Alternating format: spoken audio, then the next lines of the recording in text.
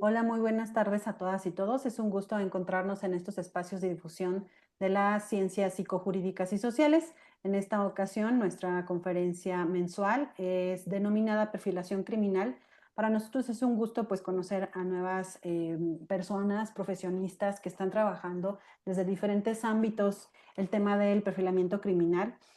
Parte de lo que a nosotros nos motiva precisamente a generar estos espacios es el conocer las nuevas posturas teórico, metodológicas y conceptuales de esta disciplina que está en crecimiento y que vemos realmente que en la práctica surge una gran necesidad de estarla trabajando. Conocemos más escenarios en donde tiene un impacto profesional y para nosotros pues representa también importante conocer lo que se está realizando en otros países, específicamente en esta ocasión es Argentina. Pues con nosotros está la licenciada Manzano Lara. Es un gusto que esté con nosotros el día de hoy. Bienvenida. Y Mucho gusto. pues bueno, me voy a permitir compartirles un poco de su semblanza curricular. Ella es licenciada en Criminología y Ciencias Forenses en la Universidad Nacional de Río Negro. Tiene una diplomatura en perfiles criminales aplicados a la seguridad en la Universidad de la Concagua en Mendoza. Colabora como auditora en Hapart Hotel Rabadavia. Fue consultora criminológica en análisis de casos penales y también fue investigadora de siniestros viales en GSA Group. Colaboró en la recolección de datos de victimización y percepción de la inseguridad en UNRN EVIPEC. Entonces, como ustedes verán, su parte de su semblanza curricular es un gran reto conocer estas nuevas áreas de aplicación de la disciplina. Sin más, bueno, pues vamos a escuchar y dejar este espacio para Manzano Lara. Adelante, bienvenida. Muchas gracias por la presentación. Bien. Como ella dijo, soy licenciada en Criminología y Ciencias Forenses. La ciencia forenses muchas veces también es conocida como criminalística. Hay una disyuntiva ahí dependiendo del profesional. Bien, voy a pasar a compartir pantalla para la presentación. Bien, vamos a estar en esto juntos, así que denme un segundito. Bien. Antes de continuar, me gustaría aclarar, esto es una parte, más que nada la introducción hacia lo que es perfiles criminales. El mundo de la perfilación criminal, si bien es una rama relativamente nueva, tiene mucho trasfondo. Como criminólogos es una opción de trabajo muy rica, para mí muy interesante. Sin embargo, también eh, voy a aprovechar el espacio que estamos compartiendo para visibilizar que tanto como criminólogos como criminalistas hay diferentes ramas en las que se pueden especializar o trabajar. Hoy en día la prevención de fraude, delitos, ciberseguridad, por ejemplo, está en ese sentido en auge. Bien, continuando, con respecto a esta conferencia, yo tengo a mi costado mi ayuda a memoria porque considero que tener anotaciones es importante, ya sea para trabajar como para impartir una clase o estudiar. Así que me van a estar viendo de a ratitos relojear, no se preocupen. Bien, con respecto a la presentación, va a ser una introducción de perfiles criminales, aplicado obviamente eh, a lo que es análisis de asesinos en serie. Vamos a ver que la perfilación criminal no es únicamente de asesinos en serie, puede abocarse a agresores sexuales u otros tipos de delitos, incluso en el robo eh, en delitos como robo. Bien. Y es más que nada introductorio, va a tener obviamente conceptos claves, definiciones, etcétera. Y al final la idea es hacer una recomendación bibliográfica para que ustedes puedan obviamente amplificar lo que vamos a ver hoy. Bien, el origen del término asesino en serie surgió por primera vez, como dice la diapositiva, en Alemania en 1930 y fue implementado por primera vez por un policía alemán. Luego se extendió en 1966 a Inglaterra, en donde también la policía lo usó para definir lo que sería dos asesinatos en diferentes periodos de tiempo. Sin embargo, el término asesino en serie no se popularizó hasta después de los años 60, más bien entrados los años 70, cuando el FBI, más precisamente la Unidad de Análisis Conductual de Robert Ressler, se adjudicó el término a lo que sería un proyecto de investigación realizado para sentar las bases de tipificación y clasificación de los diferentes tipos de asesinos en serie que podían existir. Cabe declarar que la unidad de análisis conductual no empezó analizando o adjudicando lo que es la perfilación criminal a lo que es un asesino en serie, sino que por facilidad de entrevistas a presos, habían empezado el análisis y la recolección de datos por medio de lo que eran agresores sexuales. Bien, en paralelo se vio que se podían tomar diferentes factores como la motivación, en el caso de los asesinos, perdón, de los agresores sexuales, las fantasías, el tipo de víctimas y demás, se podía aplicar a otro tipo de crímenes como el asesinato o el homicidio reiterativo. Entonces ahí se empezó a gestar todo lo que hoy conocemos como perfilación criminal, asesino en serie. ¿Sí? Bien. Y de esta manera el concepto empezó a tomar forma y los investigadores empezaron a tomar sobre toda precaución o poner énfasis, mejor dicho, a estos patrones reiterativos que podían existir en diferentes homicidios, no solo adjudicados a una misma persona, sino que vamos a ver más adelante que el análisis de datos, de estadísticas de determinados asesinatos o de determinados homicidios puede servir para facilitar la resolución de otros o de futuros o incluso la prevención, ¿sí? Bien. Conceptos. Antes de empezar con los conceptos, eh, me me gustaría mencionar algo más relativo a lo anterior, pero no me estaría acordando, mil disculpas, así que vamos a proseguir. Si me llego a acordar, se los comento hacia el final, no pasa nada. Bien, para definir un asesino en serie, se lo define como una persona que comete múltiples homicidios en distintos momentos, es decir, temporoespacialmente separados, para poder diferenciarlo de los asesinos en masa. ¿Qué sucede? Antes no había una distinción entre asesino en serie y asesino en masa. Y se lo solía confundir bastante.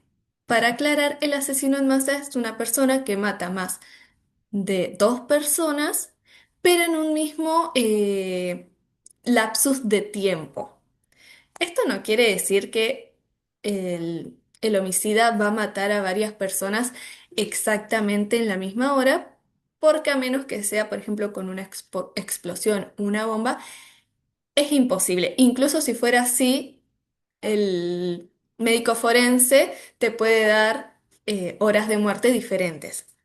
Lo que quiere decir es que no hay un periodo entre las muertes significativo para la investigación. Por eso se lo define como en masa. Y cuando sí hay un periodo significativo para la investigación de espera entre una muerte y la otra, se le denomina asesino en serie.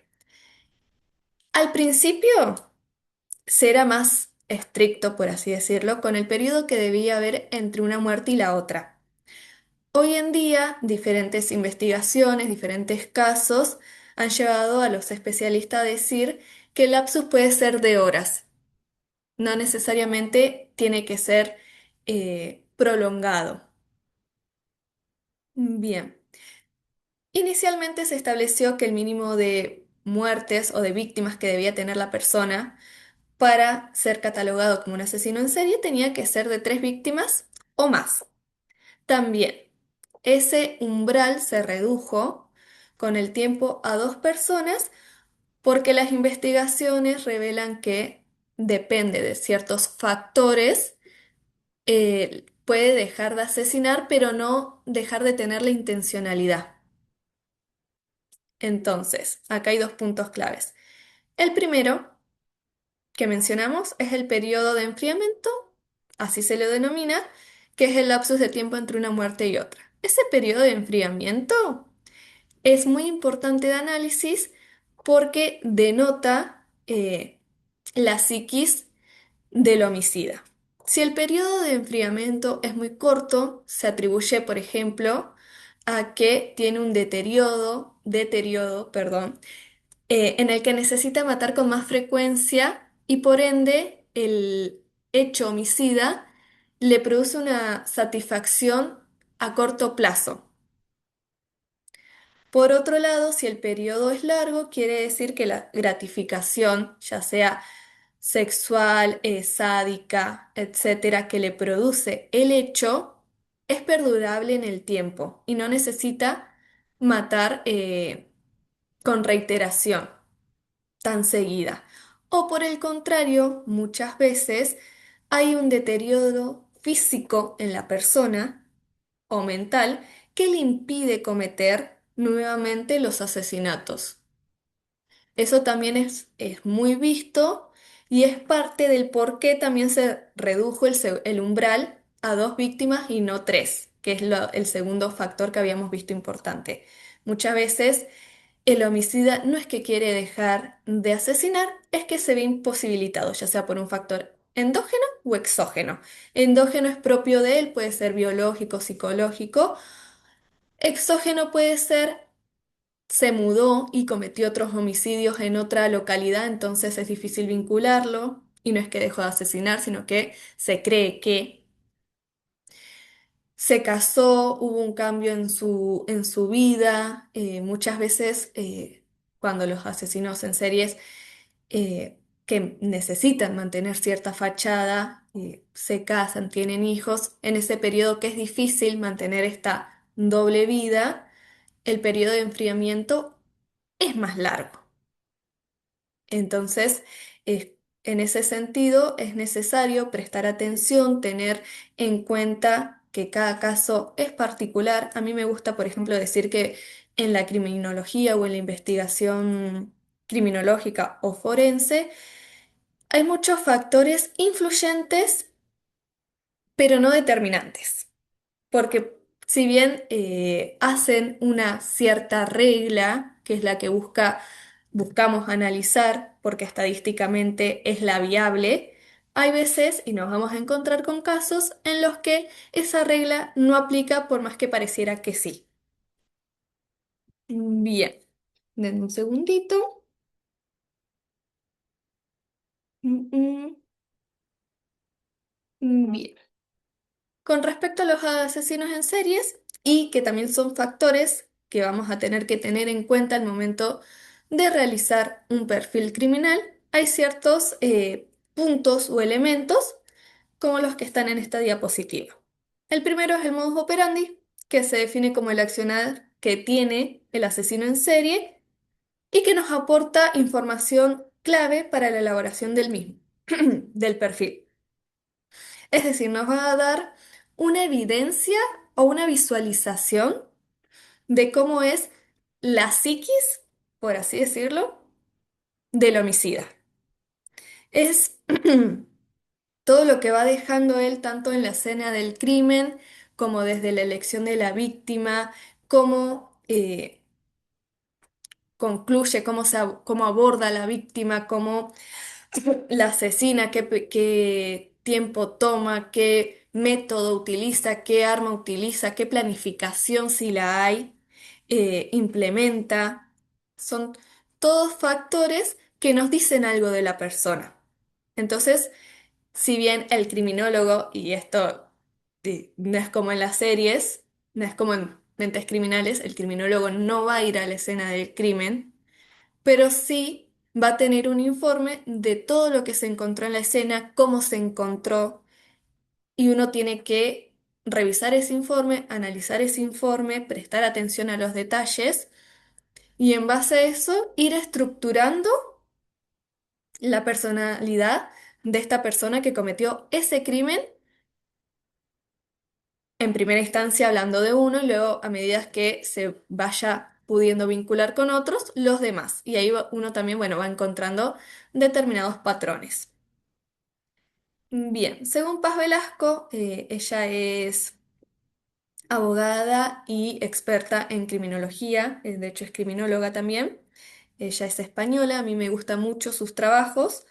En uno de sus libros dice que el modus operandi incluye la víctima, la aproximación al ataque, el control sobre la misma, los actos eh, previos y posteriores, eh, y con esto no es solo en vida y post-mortem, sino que cuando hablamos de ataque y control es como también el perpetrador investiga a la víctima si es que hay investigación o si es de oportunidad, eh, qué busca, en qué momentos busca acercarse, de qué manera. No es lo mismo un perpetrador que busca víctimas de oportunidad que estén en un lugar de fácil acceso, sin cámaras, con oscuridad, rurales, las aborda violentamente, con un arma las amenaza, comete el acto y ya está a alguien que las sigue, estudia sus hábitos, se acerca de manera amigable y posteriormente hace todo lo que es el acto de control y de asesinato. Y por obvias razones también incluye lo que es el abandono del cuerpo. Esto se debe a que el modus operandi es lo que más información nos da de la persona.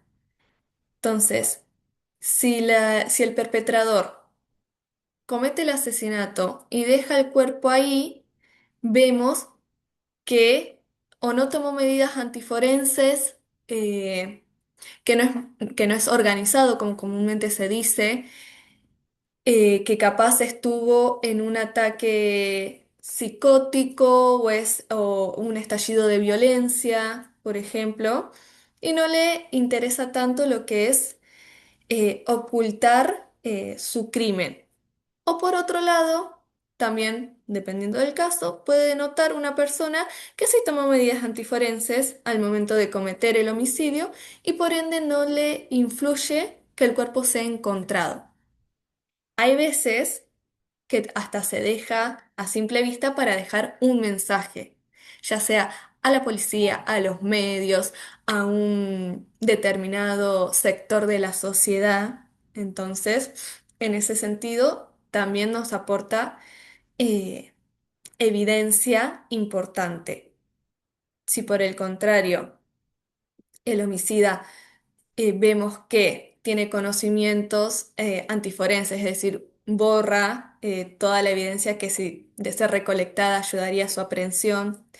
Si traslada el cuerpo y lo esconde, lo entierra, lo oculta, etcétera, vemos que está intentando justamente ocultar el mismo para o no ser atrapado por la policía, y la mayoría de las veces eso conlleva el querer seguir cometiendo justamente este hecho delictivo. Cuando el cuerpo se traslada de una escena a otra, por las dudas, dato, la escena donde ocurre el homicidio es la escena primaria. Si se traslada, el medio que se usó para trasladarla es el medio de traslado y luego donde se deposita el cuerpo es una escena secundaria. Todas van a conllevar información, porque la escena primaria nos puede denotar información tanto de la víctima como del agresor. El traslado nos va a decir a qué tiene acceso o no el mismo. Y la escena secundaria también. Muchas veces nos puede decir hasta, que vamos a ver más adelante, si el agresor conoce las cercanías, no vive cerca, etcétera. Bien. Otros conceptos importantes. Perdón, antes de seguir, dentro del modus operandi también es importante lo que yo mencionaba en la primera diapositiva, de la degradación que a veces sucede, ya sea por la edad, alguna enfermedad, algún accidente, etcétera, que puede surgir en el modo, es justamente en la manera de actuar del agresor y que puede hacer que varíe justamente la confección del homicidio y que muchas veces da pie a pensar que lo cometió otra persona. Eso también en su momento, cuando no teníamos las cosas tan claras, cuando no había tanta información, bibliografía, casos analizados, era un error común. Se buscaba mucho para vincular, porque además la policía no va a querer errar y retrasar la investigación o la aprehensión de- del sospechoso o del culpable por un error. Entonces, para vincular dos casos iguales, se buscaba que sean exactamente iguales. Y la verdad es que el modus operandi puede mutar para bien o para mal. Puede surgir este degradé, perdón por la palabra, en base a lo que yo mencioné, o puede al contrario. El primer homicidio puede haber sido torpe porque estaba intentando, probando, era más joven. Pueden haber un montón de factores que lo haga ver un homicidio más desorganizado y la misma persona después se puede ir formando, investigando y a medida que va avanzando en estos homicidios, va mejorando su modus operandi. Y no por eso va a ser diferente el perpetrador, sino que hubo una escalada, una mejora. Esto también se analiza, ¿sí? Bien, continuando, los siguientes puntos muy importantes a tener en cuenta en un perfil criminal son la motivación, que es el conjunto de necesidades, impulsos o fantasías internas que impulsan al agresor a cometer el delito. Es decir, son las causas subyacentes del comportamiento. Es decir, la motivación básicamente es el porqué, que en la criminología nos encanta. Es como la criminología que busca el porqué. Eh, Entonces la motivación del agresor es el por qué realiza esos actos. Es decir, está en busca de poder, de gratificación sexual, de control. Es como yo también mencionaba antes, una explosión de ira. Muchas veces va dirigido a un sector social en particular, mujeres, etnias particulares. En Estados Unidos muchas veces vamos a ver eso, o se ve eso. Entonces, eh, también hay que prestar atención que la gratificación sexual no siempre viene de una connotación de la presencia de una agresión sexual, de una violación, sino que el dominio sobre la víctima, el uso de determinadas armas sobre la víctima, da esa gratificación sexual, así como el control y el poder. Son como lo que yo digo, elementos muy presentes, no vamos a decir que determinantes, porque no siempre están, no siempre son la motivación o el fin, ¿sí? Y esa la motivación también es el fin del por qué hace l- o por qué comete esa conducta eh, el agresor, en este caso, la de asesinato. Bien, como les mencioné antes de seguir recordando, depende del arma que se utilice, muchas veces se lo vincula con la motivación o da pistas de la misma. El ahorcamiento, por ejemplo, conlleva mucho contacto y poder sobre la víctima. Es una de las cosas que mayores gratificación sexual da, porque vos estás denotando tu dominio eh, a más no poder, por así decirlo, por la cercanía. Por otro lado, los asesinatos con arma blanca, perdón, con pistolas, con armas de fuego, denotan lo contrario. es más despectivo, no hay tanto vínculo hacia la víctima. Es como si el asesinato fuera un trámite para otro fin, no, no es el fin en sí. Eh, por ejemplo, yo después preparé dos casos, pero acá en Argentina está Robledo Puch, que es apodado el Ángel de la Muerte, que él mataba con un arma y el fin primordial o principal al principio era el robo y la despersonificación de las víctimas, pero no es que mataba por una gratificación sexual o por una denotación de poder o control. Era más una medida para justamente no ser denunciado, le daba cierto placer, pero no eran víctimas cercanas a él tampoco. Entonces, como más despersonificante usar armas de fuego. Es más que nada eso, no hay tanto vínculo, por así decirlo, con las víctimas. Bien. eh, por otro lado, ahí me estaba acordando, el uso de martillos. Generalmente también el uso de armas contusas, como lo es el martillo, se asocia a crímenes violentos justamente y que denotan patrones de ira. Ahí sí hay una confrontación o hacia la víctima por parte del agresor que queda plasmada en la forma del asesinato. O sea, da información de, como digo, de la psiquis en ese momento o del vínculo que puede tener directamente con la víctima o a veces la víctima es un sustituto. Entonces no analizás particularmente la misma, sino, bueno, qué características tiene que se pueden tomar como un patrón victimológico.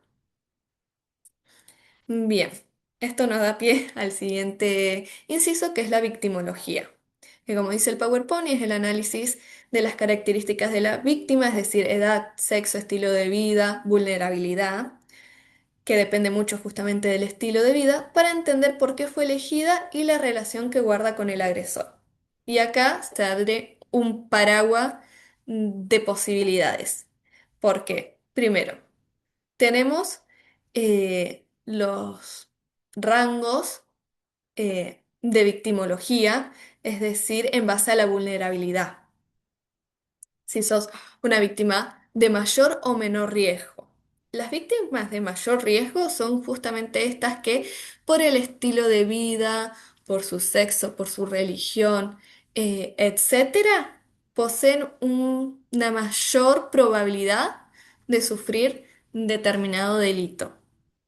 En este caso, para dar un ejemplo, las trabajadoras sexuales poseen un gran grado, un alto grado victimológico, o sea, son víctimas de mayor riesgo. Una persona que eh, conlleva siempre un trabajo, no sé, determinado, una rutina determinada, que capaz el patrón de vida es fácil de analizar. En general no es de alto grado porque no anda en, no sé, no vive en un barrio peligroso, su trabajo, por dar un ejemplo, es de oficina, por lo que no conlleva un grado de peligrosidad, no maneja altos niveles de dinero, etcétera. Su victimología es baja, o sea, es una víctima de bajo riesgo. Sin embargo, pueden haber factores externos que la conviertan en una víctima de alto riesgo. Bien. Después, lo que yo mencionaba antes de la relación con el agresor. El principal problema de la policía, de los, llámese detectives, justo en mi país no se les dice mucho detectives, era en un principio que siempre los homicidios estaban vinculados a una persona que conocía a la víctima. De hecho, en Latinoamérica, estadísticamente, aunque suene feo, uno está más seguro con un extraño que con un conocido, porque la mayoría de los homicidios o de los ataques sexuales, etcétera, lo cometen personas allegadas, ¿sí? No tanto así, obviamente vamos a dejar de lado capaz delitos económicos o hurto, robo, pero particularmente abocados a esto, estadísticamente la mayoría son cometidos por conocidos de la víctima. ¿Qué pasa? Con el asesinato en serie, con el homicidio reiterativo, no es tan así. Eh, si bien puede haber un vínculo con la víctima directo, pueden ser conocidos, la mayoría, o no sé si la mayoría, no quiero generalizar, pero sí se notó que en muchos casos no eran conocidos de la víctima. Y eso era lo que hacía difícil resolver dichos homicidios. Eran más que nada lo que yo mencionaba antes. A veces son sustitutos. Parece cliché, uno justamente lo ve mucho en las series policiales y demás, pero es un elemento que está presente, que es real. Muchas veces personas o individuos, por ejemplo, que fueron maltratados por su madre, que nunca lograron establecer una relación sexoafectiva con una pareja, eh, que hasta pudieron sufrir violación de chicos, etcétera, crecen con un cierto grado de odio, de aborrecimiento hacia el género, el sexo femenino y buscan justamente o tienen un modelo de víctima que es el que utilizan para justamente ser receptor de este odio, de este a veces frustramiento. Entonces, por eso digo que a veces lamentablemente no es la víctima puntualmente, sino las características que posee. También volviendo. A su vulnerabilidad, es en qué zonas fue vista por última vez, fue secuestrada y luego asesinada, fue asesinada, todo esto como que son factores muy importantes a tener en cuenta. Bien, después, por último, tenemos la firma, que es uno de los elementos capaz más ambiguos al momento de analizar dentro de un perfil criminal. La firma, básicamente, es cualquier elemento innecesario para cometer dicho acto delictual, dicho homicidio, pero que está presente. Bien, yo tengo una memoria relativamente buena, relativamente mala, sepan disculpar, pero por ejemplo un caso conocido en España es el asesino de hecho se lo caracterizó así, que es el de la baraja española, que encima su firma fue otorgada por los mismos periodistas, no por él. Él comete su primer homicidio y sin querer se le cae del bolsillo, no recuerdo bien si el mazo o una carta de un mazo español.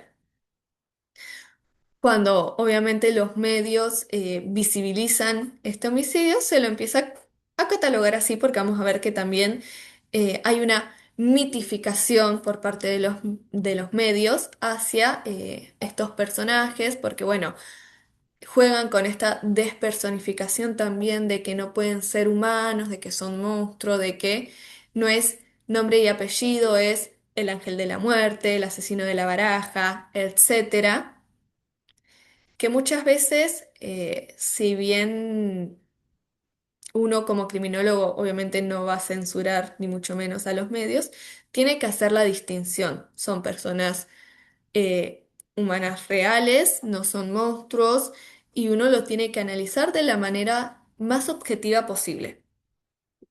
Pero en fin, volviendo al ejemplo anterior, él, los medios lo visibilizan con ese titular y él continúa asesinando y al principio lo que parecía un accidente termina siendo su firma. Él le pareció buena idea, por así decirlo, lo de la baraja, lo de hacerse distintivo de esa manera y empezó a dejar una carta en cada homicidio. Dejar una carta o en este caso un mazo no es vital para concluir el homicidio y por eso es la firma. Entonces, todo aquello que está por fuera de lo estrictamente necesario se lo puede catalogar como tal. Hay que también ser minuciosos porque en este caso no era una firma y se volvió una. Por eso, como digo, es ambiguo. Y por otro lado, que no puse acá, pero también está, son los souvenirs. Entre un periodo de asesinato y el otro, que como bien definimos anteriormente era el periodo de enfriamiento, ¿qué pasa? El asesino, el agresor, siente después de su primer o de un homicidio una cierta gratificación. Vamos a decirlo como que está bien, está en paz. Puede volver a su rutina habitual. Ese lapsus de gratificación, de paz, varía según determinados homicidas.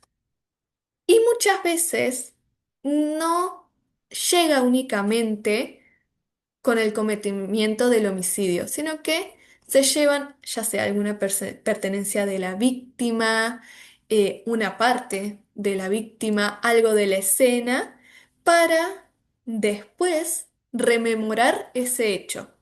Y justamente, bueno, esto ayuda a prolongar de alguna manera el periodo de enfriamiento. Otras veces son simplemente trofeos,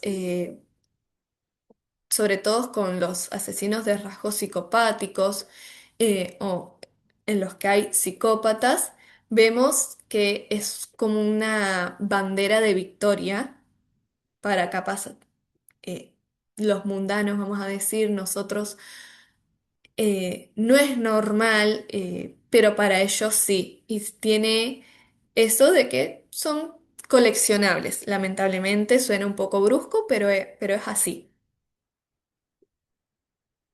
Muchas veces estos trofeos, hay dos formas de darse cuenta. Una, si uno nota que falta algo en la escena del crimen porque no concuerda, le cortaron un mechón de cabello, había una fotografía que se llevaron, etcétera.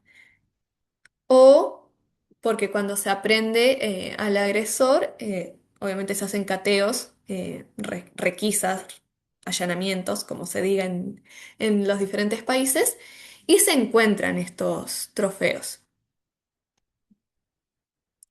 Esos trofeos, bueno, muchas veces sirve para vincular capaz otros homicidios a la misma persona y son datos, la verdad, bastante, eh, no sé si datos, son evidencia. eh, con, con peso o relevantes si se quiere profundizar la investigación, sobre todo cuando no se sabe el número estimativo de víctimas que pudo tener la persona. Bien, con respecto a los perfiles, mil disculpas, con respecto a los perfiles criminales, soy un poco atravesada al hablar. Estos hacen referencia al planteamiento de diversas hipótesis, en base a un análisis meticuloso sobre la información recolectada del crimen, principalmente de las escenas o de las escenas, cuyo principal fin es poder establecer una serie de patrones conductuales que reduzcan el número de sospechosos e individualizar al agresor lo mayormente posible para simplificar su búsqueda y futura captura. ¿Qué queremos decir con esto? Que los perfiles criminales lo que van a hacer es tratar de recolectar la mayor cantidad de información, filtrarla y analizarla, ¿sí?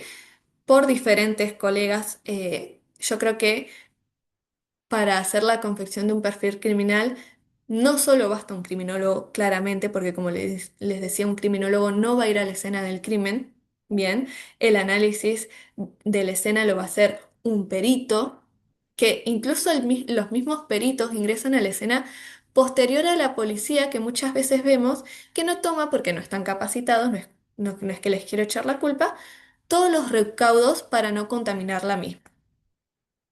Y de hecho van a ver que para abordar una escena del crimen hay diferentes protocolos y dependiendo del tipo de escena, si es cerrada, abierta y el tamaño de la misma, no es que entran 800 peritos al mismo tiempo. Hay un proceso, primero entra, observa, mejor dicho, desde afuera, un perito que toma anotaciones.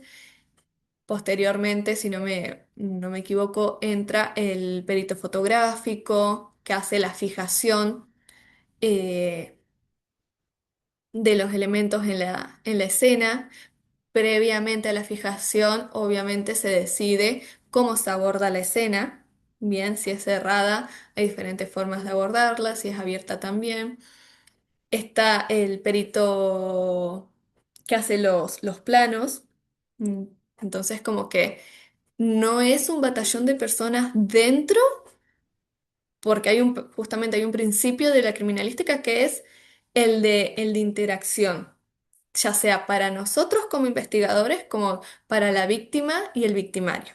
No voy a irme tanto por las ramas, pero básicamente es eso. Y a nosotros como criminólogos obviamente nos llegan los informes. Bien.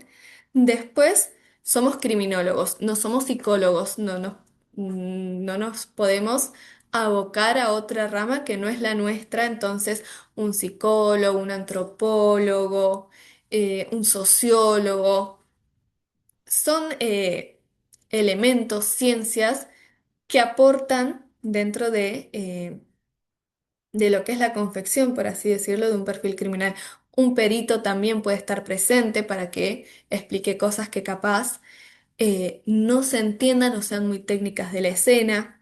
Entonces es una confección interdisciplinaria. Bien, uno no tiene que pecar de creer que puede resolver todo solo, porque ahí están los sesgos. Perfecto. Bien.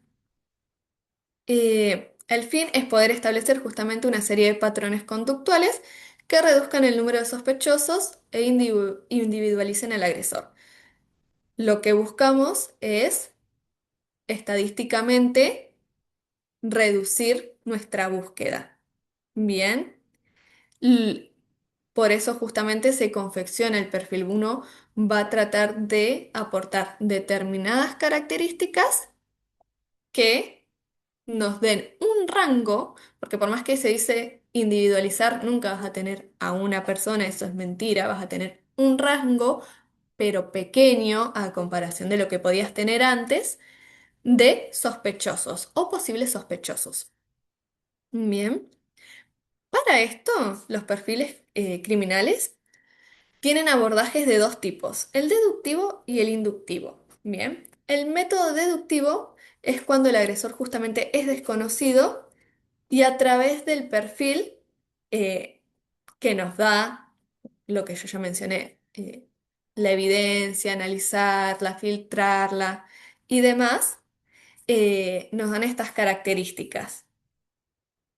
Y el método inductivo, que es cuando el agresor es conocido, se analiza sus características, sus patrones, justamente referente a los hechos, para generar un informe estadístico que luego pueda comparar con casos similares, como los de índole deductivo, y pueda facilitar la identificación, es decir, de una muestra que yo tengo mayor, hacerla más chica. Bien. Vicente Garrido, que también es español, es otro criminólogo que a mí me gusta mucho, habla de que en muchos asesinos en serie, lamentablemente, el factor predominante es la violencia familiar, una crianza disfuncional, porque bueno, es una etapa clave en el crecimiento y desarrollo eh, psicológico, biológico, emocional, etcétera, de la persona.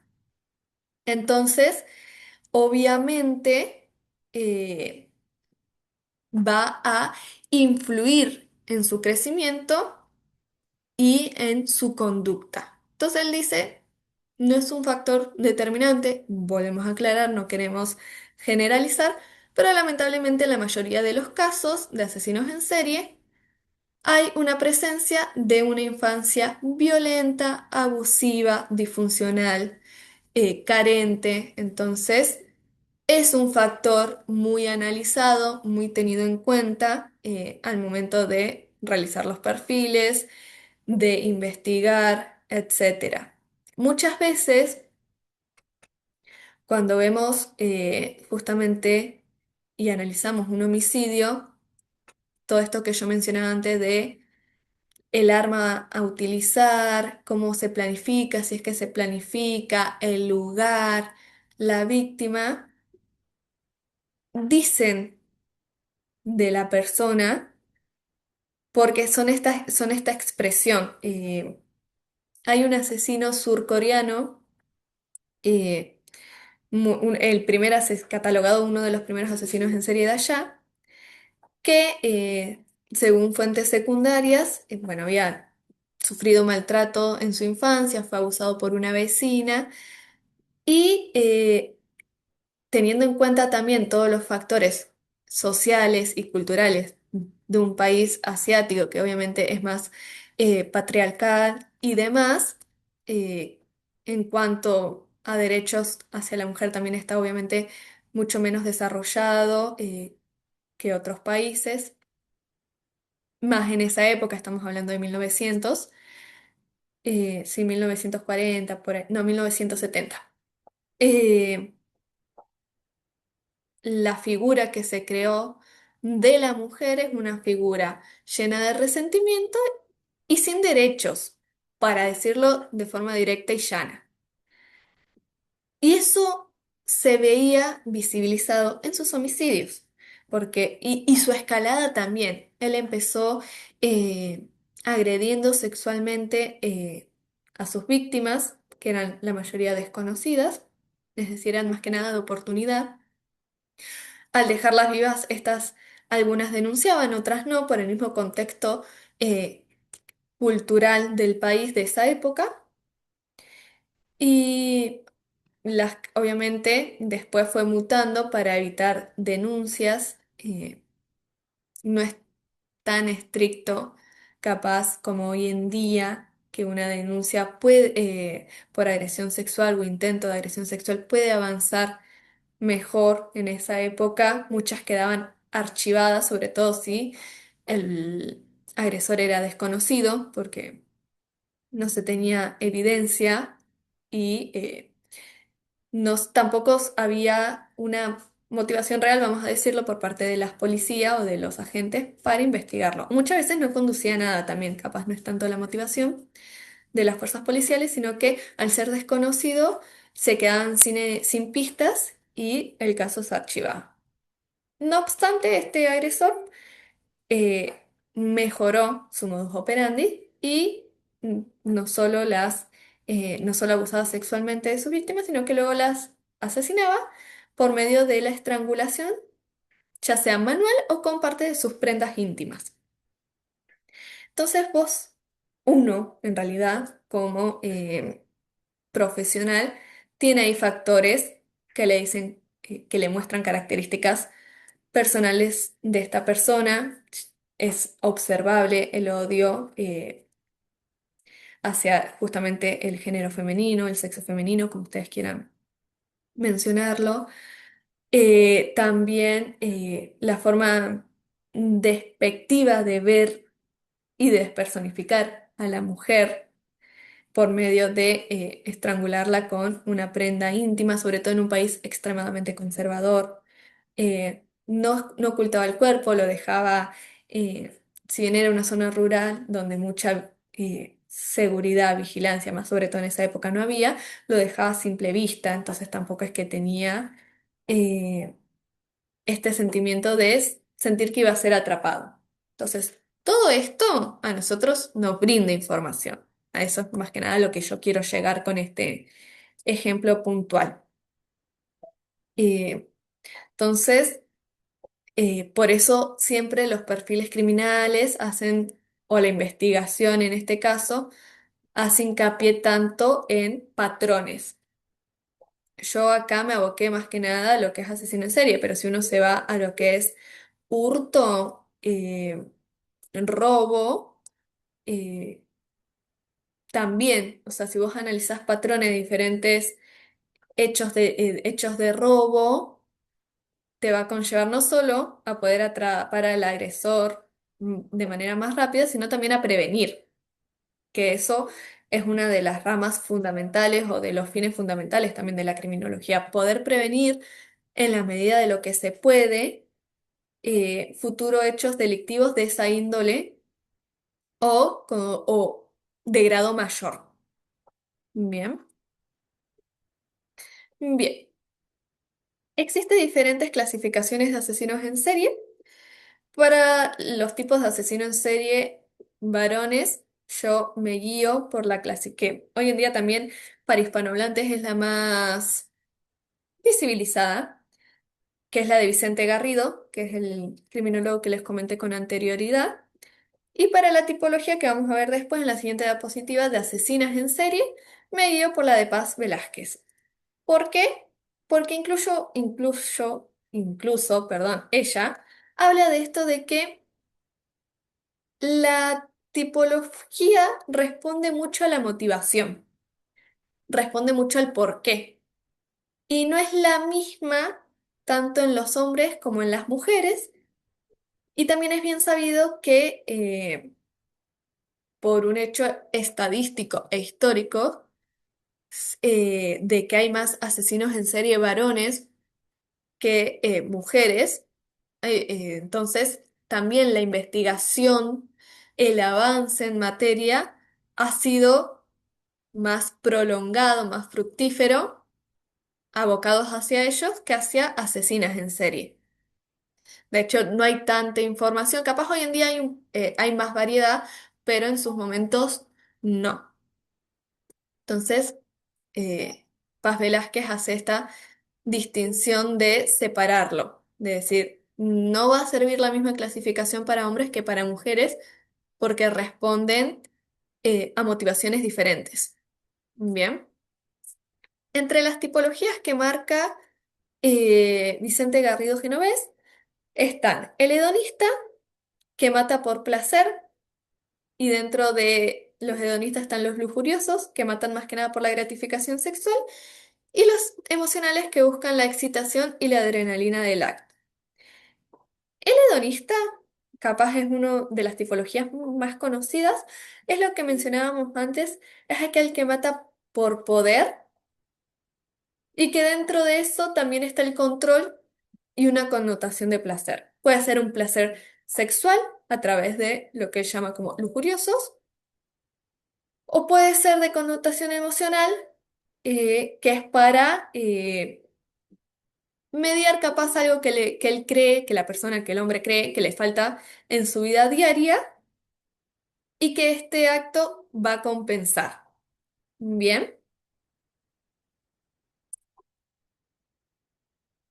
Bien, entre, bueno, los hedonistas, un ejemplo conocido es Ted Bundy. No me voy a extender sobre él porque considero que es un caso bastante conocido.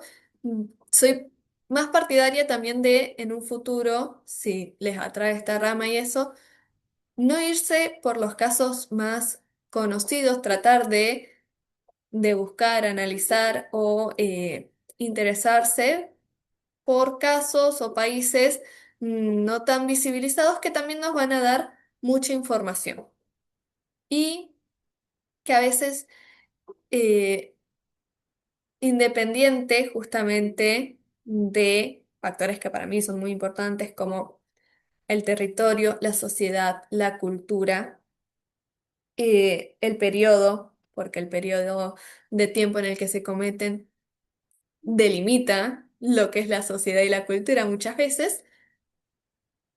Por más que esto varíe entre un asesino y otro, hay connotaciones, hay factores que se mantienen, que concuerdan, que comparten.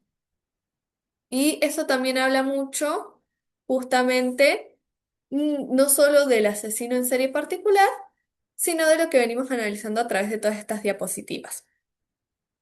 Bien. Abajo de los hedonistas tenemos los orientados al poder y control, que para mí también están un poco, como mencionaba, dentro de los hedonistas. Su objetivo principal es dominar a la víctima, disfrutan del control absoluto y sobre todo de saber que la vida de la persona, de la víctima, depende de ellos. Acá se encuadran muchas veces aquellas personas que sienten que no tienen control sobre su vida diaria, que se encuentran frustrados, desbordados, etcétera, y encuentran, como bien mencionaba también en un ejemplo anterior, una compensación o eso que está por fuera de su vida diaria a través del homicidio.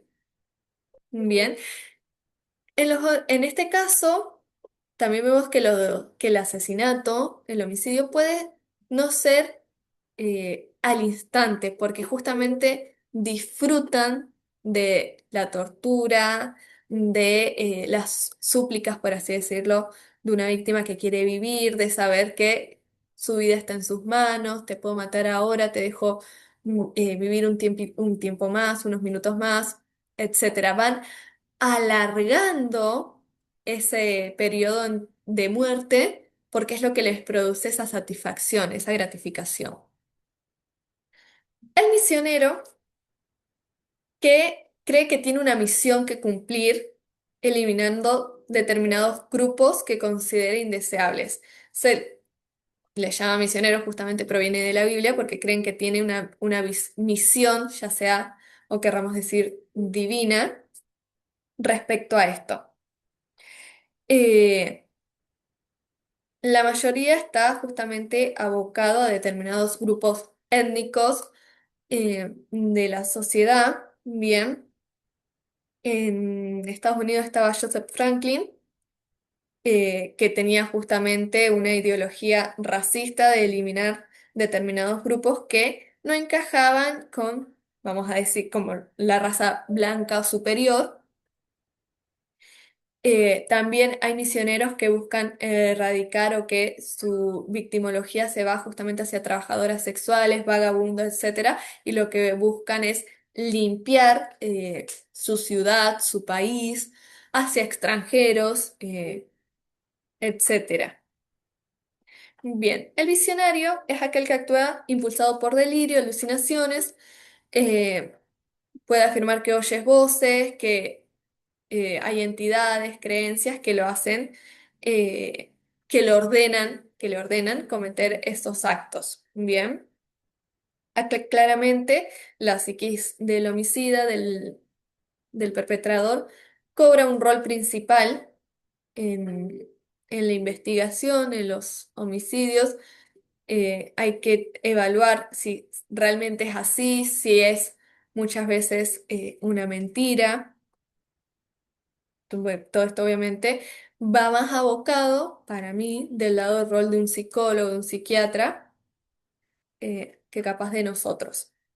Por lucro. Asesinan justamente para tener un beneficio material, es decir, más que nada económico.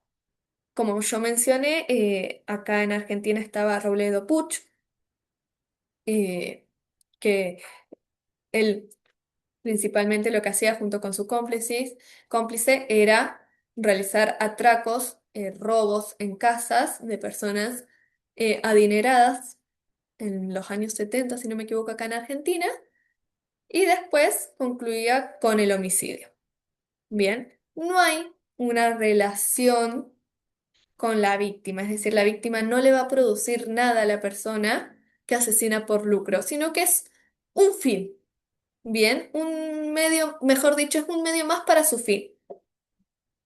Es capaz uno eh, de las tipologías más despersonificantes en cuanto al vínculo que puede tener el asesino con la víctima.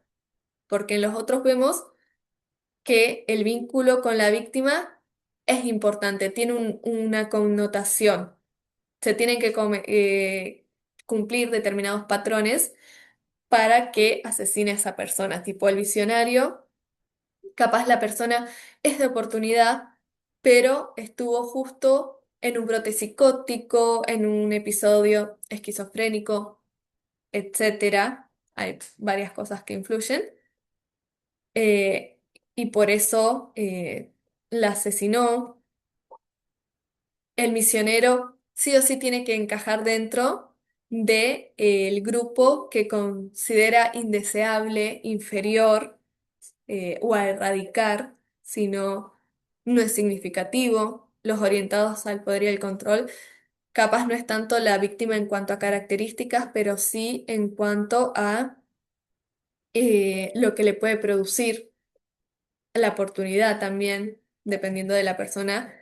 Muchas veces, si el asesino en serie es más introvertido, no es tan eh, sociable, no puede acercarse a las víctimas de manera eh, enmascarada, va a tener que buscar otro medio, entonces capaz que busca más víctimas de oportunidad.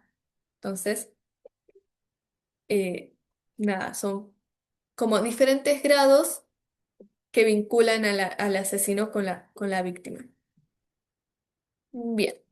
En el caso de las mujeres, la categoría cambia, por lo menos en las primeras, bastante. Tenemos a las cuidadoras, que son aquellas mujeres que matan personas bajo su cuidado, suelen estar en entornos sanitarios, es decir, hospitales, más que nada, o entornos domésticos, y que a veces, bajo una supuesta intención de aliviar su sufrimiento, cometen ese homicidio. ¿Qué quiere decir?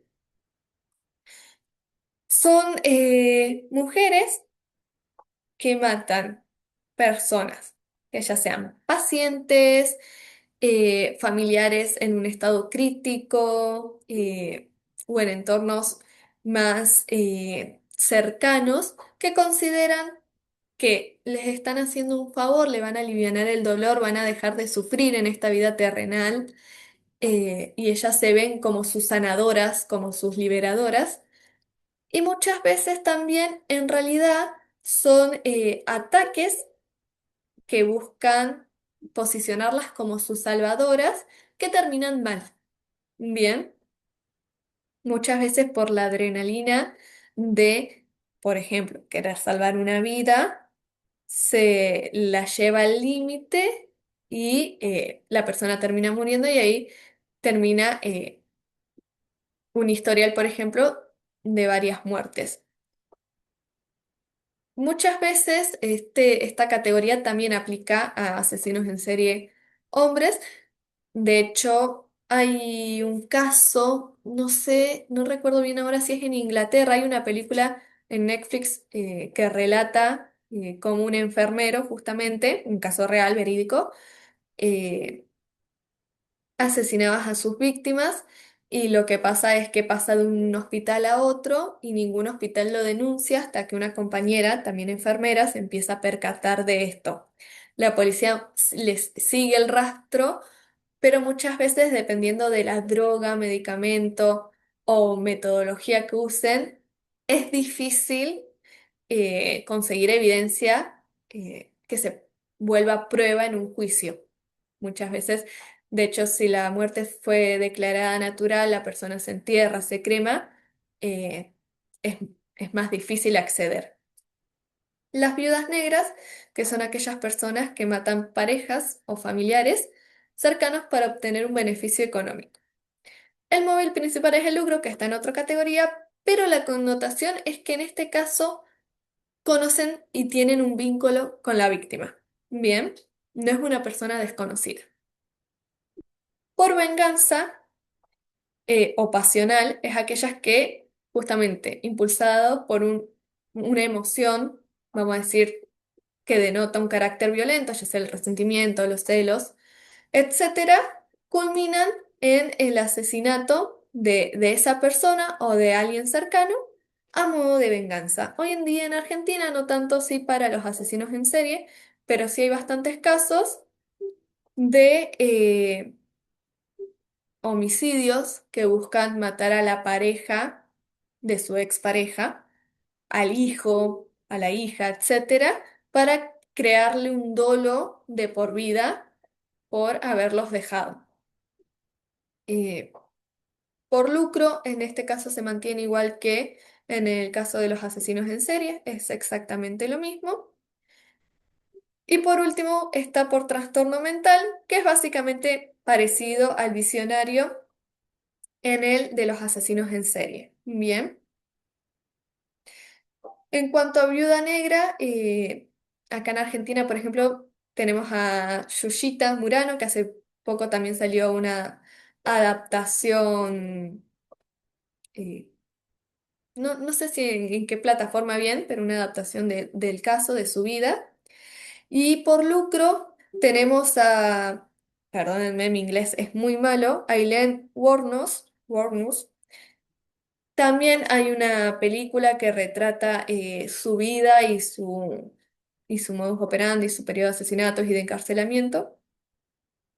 Ella es una trabajadora sexual, es lesbiana, sin embargo trabaja como trabajadora sexual para ganarse la vida y en un homicidio, vamos a decir, cuasi accidental, empieza a ver que es más fácil asesinarlos y robarle el dinero que someterse a tener relaciones, muchas veces en contextos violentos y demás. Entonces empieza a operar de esta manera.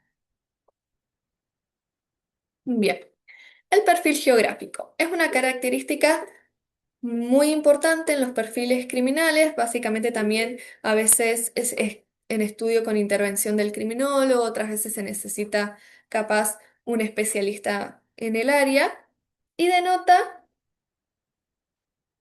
que es una técnica analítica que estudia la distribución espacial de los delitos para inferir las posibles zonas de residencia, ya sea trabajo o desplazamiento del agresor. Se basa en principios como lo que se denomina la zona de confort, los patrones de movilidad y las conductas reiterativas en determinados lugares, es decir, acá lo que cobra mayor importancia es el espacio geográfico para justamente optimizar la búsqueda y reducir la cantidad de sospechosos. ¿Qué quiere decir? En base a la escena del crimen, vamos a decir primaria, secundaria, la residencia de la víctima o en donde o lugares que frecuentaba la víctima, entre otras características geográficas, se va a tratar de reducir el lugar de operación para asesinar del homicida. O, o más bien, si no se puede eso, clasificarlo. Delimitar cómo puede estar operando geográficamente. Y en esta clase tenemos tres tipos de asesinos según el perfil geográfico. El merodeador, perdón, me estoy quedando con la boca seca, opera dentro de un área relativamente cercana a su lugar de residencia o base. Sus crímenes se centran más que nada en una zona conocida, lo que le facilita al investigador delimitar el núcleo geográfico. ¿A qué hace referencia esto? Hace referencia justamente a que el asesino en serie va a estar operando dentro de su zona de confort, es decir, una zona que inconscientemente, si se lo quiere ver, vincula el asesinato, el lugar del homicidio, los lugares que frecuenta la víctima con los lugares que frecuenta él, ya sea inclusive delimitar una zona en la que pueda estar viviendo. Puede estar en esa zona viviendo, trabajando, etcétera. Pero es una zona conocida para él y en la que se siente cómodo. Bien, y que no suscita mayor planeamiento o inseguridad a la hora de cometer el homicidio. El viajero que se desplaza fuera de su zona habitual para cometer los crímenes. Es decir, evita actuar dentro de su ámbito cercano para no ser identificado o capturado. Los viajeros son muy difíciles de perfilar geográficamente y de atrapar porque justamente cometen delitos en diferentes lugares. Un, un hecho que va en varios países es que entre diferentes, acá nosotros estamos divididos en provincias, sé que en algunos lados están divididos en distritos y demás, vincular la seguridad municipal o del distrito con otras es difícil, no hay una comunicación tan fluida. Entonces, si la persona mata en diferentes provincias, en diferentes distritos, en diferentes ciudades, vincular esos homicidios a una misma persona es más difícil. Conlleva más tiempo y obviamente un retraso en la investigación, pero es casi que no se puede evitar, inevitable. Y el nómada, que no tiene una área fija de operación, es decir, que se traslada a diferentes regiones o ciudades, pero porque no tiene un espacio de vivienda o de vida delimitado. Estos también son aún más difíciles porque no están establecidos en ningún lugar. Entonces, llevan un estilo de vida justamente nómade o poco convencional y dar con ellos es todo un desafío. Bien, yo preparé dos casos, uno es de acá bastante reciente, a mí me gusta bastante, es Javier Hernán Pino. Él es uno de los más recientes asesinos en serie de Argentina. Cometió 5 asesinatos en diversas provincias, como mencionaba antes, Buenos Aires, Salta, Santa Fe, lo cual justamente conllevó a que la vinculación de esos casos interprovincialmente sea más difícil. Sus víctimas incluían personas de su entorno ocasional hasta individuos desconocidos, es decir, víctimas de oportunidad. Bien. A todas las víctimas las atacaba con la intención de obtener un beneficio material. Dícese que su padre estaba en prisión, también era uruguayo, de un prontuario de robos grande, es arrestado y Pino busca recolectar dinero para pagar la fianza. Acá vemos, punto y aparte antes de seguir, que la crianza se refleja en el modo de actuar de Pino, porque él no conoce otra forma de trabajo que no sea el robo. Está naturalizado en él, algo que para nosotros no es natural, para él sí por su estilo de vida, desde chico.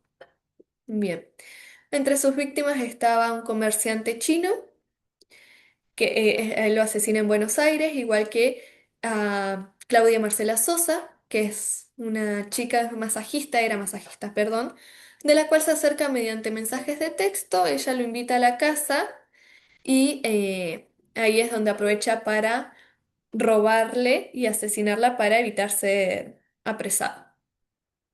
Posteriormente, con este mismo modus operandi de acercamiento virtual, vamos a decir, se acerca Agustina Pinicio, que estaba con su hermano Javier, y también les roba y los mata en su casa.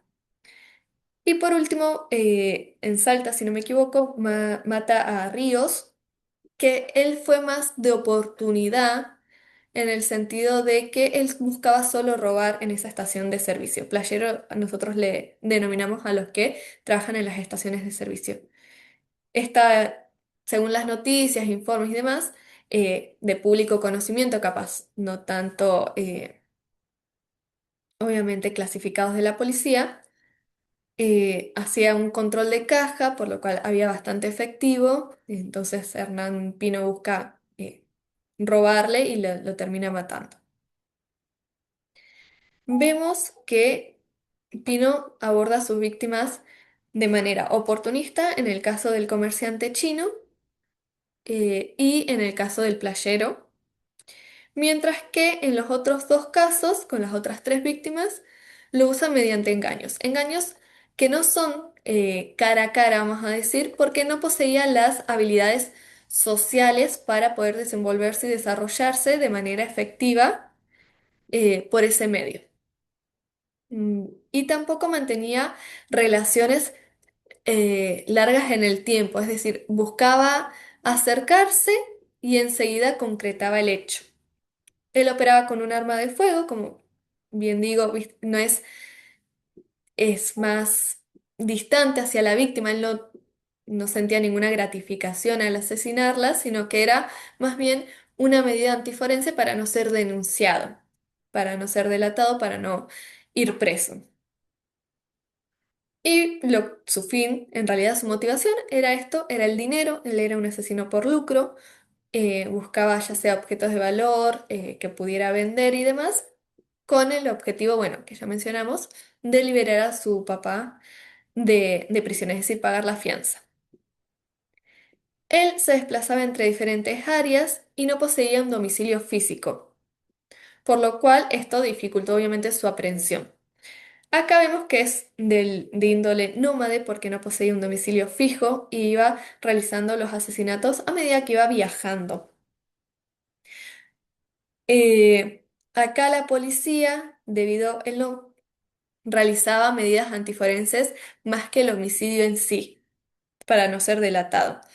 Entonces los casquillos o vainas de las balas que quedaron en una de las escenas, en la de la casa de Sosa, por ejemplo, fueron luego cotejadas con las de otra escena y lograron vincular las mismas. Al igual que al no poseer mayor planificación cuando irrumpe en la casa de los Ponicio, es capturado por una cámara de seguridad y también ahí logran dar con él y acelerar, por así decirlo, la investigación y su futura aprehensión. Bien. En este caso, vemos esas características en él. No sé si en cuanto a esto hay posteriormente alguna duda. El caso obviamente es mucho más largo, mucho más complejo. Acá quería yo como que vean un pantallazo en donde se puede aplicar de manera inductiva eh, los conceptos que vimos antes. Él es un asesino en serie, si se lo quiere decir mixto, más que nada desorganizado. Hoy en día ya no se utiliza tanto igual la categoría organizado y desorganizado del FBI, pero no posee medidas antiforenses, no posee mayor planificación. eh, entonces, tiene un porcentaje de víctimas, vamos a decir 45 a 65, 45% de las víctimas fue de oportunidad y el 65% de planificado. Entonces, estas son todas cosas que a través de los conceptos podemos aplicarlos a los casos. Al no poseer domicilio propio y matar en diferentes provincias, se lo considera nómade. Al ser su fin conseguir dinero, se considera que es por lucro. Al utilizar un arma de fuego, se apoya, se respalda que no había una motivación secundaria. Las escenas del crimen, yo acá no lo puse, pero no poseían ninguna firma o ningún accionar por fuera de lo estrictamente necesario para el homicidio. Todas cosas, bueno, que una medida que va viendo casos puede ir analizando. Y por último tenemos el caso de Juana Barraza, que quería tomar un caso de allá. Yo, la verdad es que la mayoría de los casos que conozco son de acá de Argentina. A mí me gusta mucho Corea del Sur, me gusta la historia, el idioma y demás. Entonces, por ejemplo, yo en mi tesis me basé en asesinos en serie de allá y de acá. Pero al ser invitada quería tocar alguno conocido también.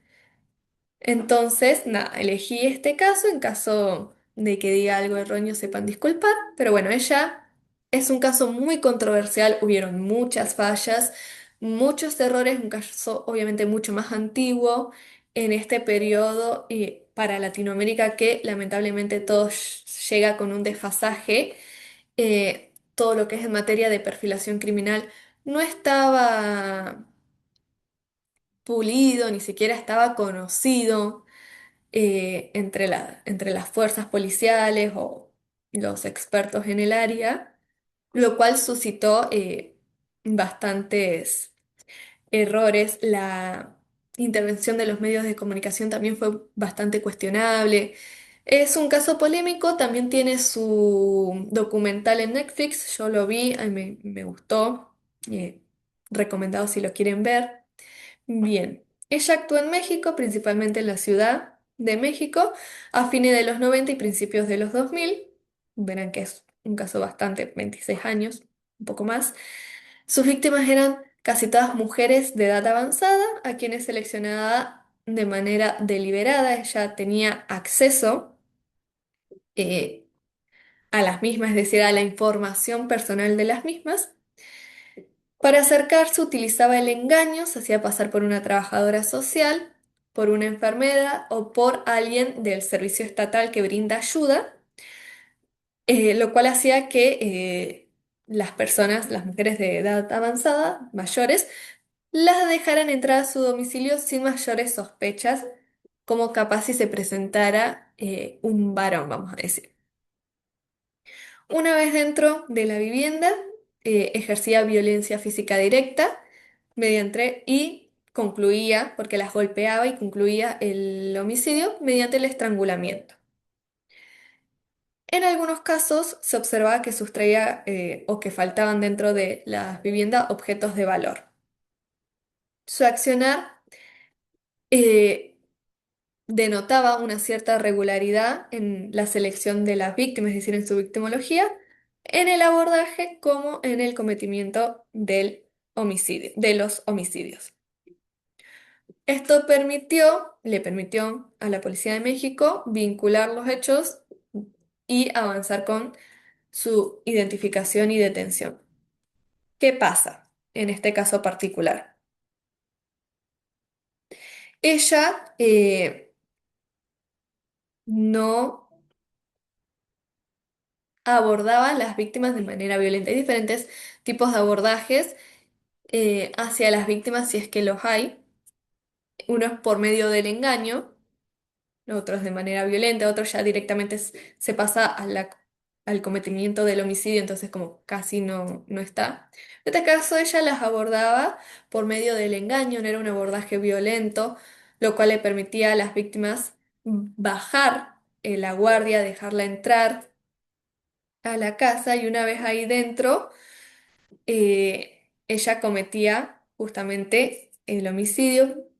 Es como un poco ambiguo la información de este caso, difiere bastante, va, no difiere, pero hay diferentes teorías, hipótesis o datos en lo que uno puede acceder libremente, pero básicamente eh, se concuerda que las muertes eran por estrangulamiento, por lo cual el vínculo con la víctima era fuerte. Ella tenía y descargaba toda su ira hacia ese tipo de personas por medio justamente de el ahorcamiento manual.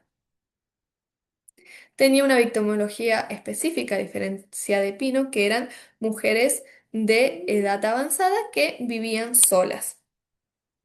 Su motivación se puede decir que es mixta, pero en realidad eran principalmente por elementos psicológicos vinculados al control, ¿sí?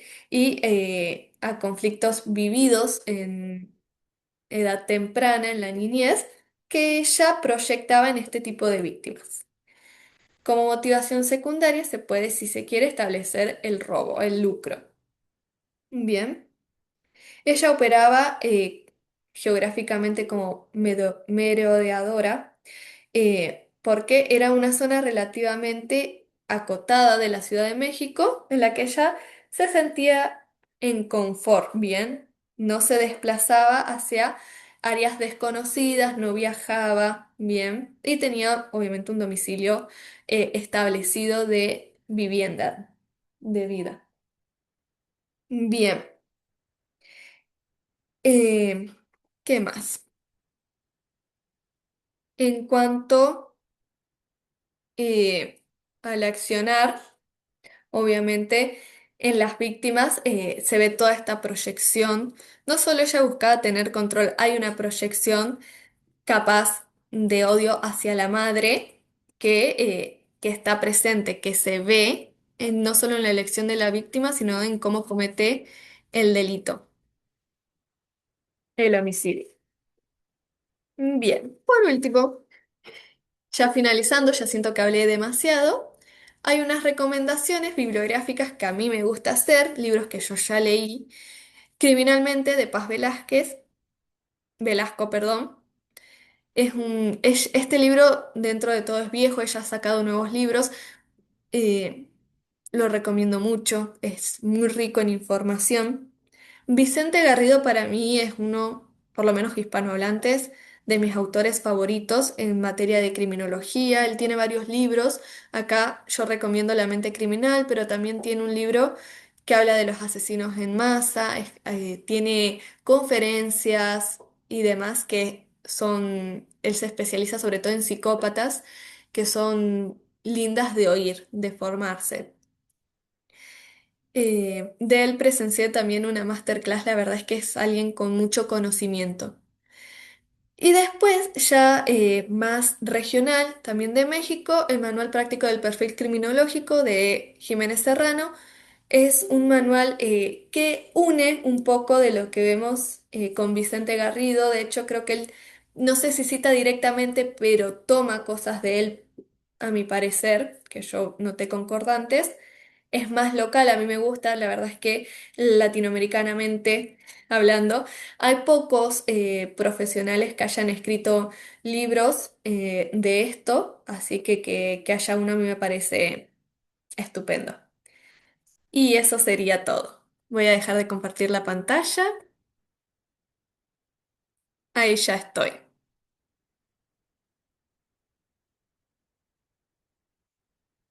Pues muchísimas gracias, Lara. Fue un recorrido en muy poco tiempo, un gran recorrido de la aplicación precisamente de la criminología, de la relevancia que tiene precisamente la criminología en diferentes contextos. Y creo que algo importante y que rescato es la relevancia de estos autores contemporáneos que están haciendo investigación, que están haciendo contribuciones que tenemos a los clásicos, ¿no? Sí, Que durante mucho tiempo han posicionado la criminología en contextos muy, muy específicos, pero creo que rescatar precisamente lo actual, lo contemporáneo, lo que se está haciendo es llevar precisamente a la criminología a nuevas dimensiones, a nuevas áreas de aplicación y visibilizarla con un enfoque ahora, por ejemplo, de perspectiva de derechos humanos, perspectiva de género, ¿no? Entonces ya es hablar, sí, poner sobre la mesa, por ejemplo, algo muy importante también sobre la punitividad o no de los adolescentes en conflicto con la ley, por ejemplo, ¿no? sí. Que Hoy en día muchas cosas se mantienen, pero otras no han cambiado. Como yo mencionaba, bueno, en este caso particular con los asesinos en serie, que es algo capaz más puntual, pero en general dentro del ámbito penal, de la criminología, de la psicología criminal, también dentro de lo judicial, muchas cosas van cambiando porque responden a estos cambios y necesidades socioculturales que se van gestando con la globalización mucho más, que es bueno hacer hincapié y a veces no quedarse con que si un autor es contemporáneo, es menos válido que capaz los clásicos conocidos. sí, porque precisamente lo que nos lleva, lo actual, es a posicionarnos desde un enfoque distinto, ¿no? O sea, por ejemplo, los delitos, las conductas delictivas que se realizaban en los 70s, 80s, pues han evolucionado. Ahora Sí. hablamos, por ejemplo, de delitos cibernéticos, de la aplicación de las nuevas tecnologías. Hablamos, al menos en México, que es pues donde nosotros nos ubicamos, un tema cada día mayor sobre la relevancia de los infantes o las Mm. personas menores de edad, ¿no? Que se encuentran involucrados en una situación de esa magnitud, ¿no? Tan solo, por ejemplo, hoy el caso que me tocó precisamente involucraba a un chico de 17 años, entonces, que ya está involucrado en una situación de secuestro, de alto impacto, en donde, pues tú dices, de alguna manera es la parte desde comprender el por qué transgredió esa norma, pero también qué hay detrás que lo conllevó a realizar, ejecutar esa conducta, cuál es el entorno, cuál es la crianza, los estilos de crianza. Son muchísimas vertientes, ¿no? Y creo Sí. que al final del día el posicionar precisamente los trabajos de las personas que están en la actualidad haciendo investigación sobre criminología resulta relevante, ¿no? Pues ha sido un gusto, un deleite escucharte, hacer este recorrido en conjunto y pues bueno, agradecerte tu participación. Invitamos a todas y todos quienes nos han seguido el día de hoy a dejar los comentarios, dudas, que vamos a estar muy pendientes a también atenderles. Y pues bueno, que sea la primera de muchos encuentros más. Bienvenida siempre a Ipsijus. Y pues bueno, ya saben, si desean adquirir su constancia, pues escríbanos vía WhatsApp y con gusto haremos la gestión. Pues sería todo y muchísimas gracias. Un gusto. Muchas gracias a ustedes por inventarme.